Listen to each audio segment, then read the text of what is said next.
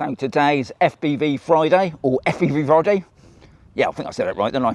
Anyway, today we're looking at the Neo. Now, I did a while back the filters, the ND filters by Freewell. Guys, if you want to check out the video on how to fit these, it's pretty easy, because what it is, they're magnetic.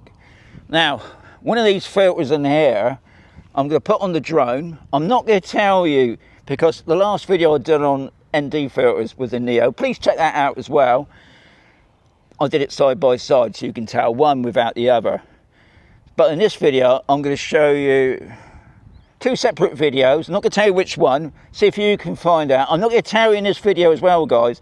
When I bring out my next video on FPV Friday, I'll tell you which one was which. But what I thought I'd mention was, in that first video I'd done, I just did it just down the road here.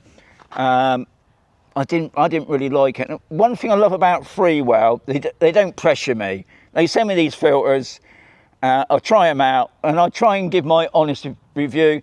Now, if you watch any of my videos, I don't use ND filters, guys. I'm not an ND filter man myself, but you know, they're there for a reason.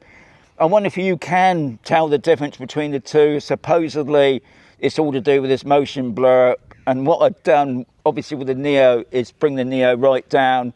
So hopefully you can see the movement, as they class it. But I didn't particularly like them, only because the way I was flying over there, I haven't seen the footage yet, by the way, but when I did that video, what I was getting was like a bit of a sun flare, but it's like a reflection. And obviously the camera's not brilliant anyway, and there's not a lot you can do in manual, but obviously you can do some of the settings. I'm not going to show you those. Like I said, check that video out about that. And that's it, really. If it's not too long, I'll put a bit of drone footage on the end. If it is too long, then you're just going to have to say there's going to be another video coming very soon.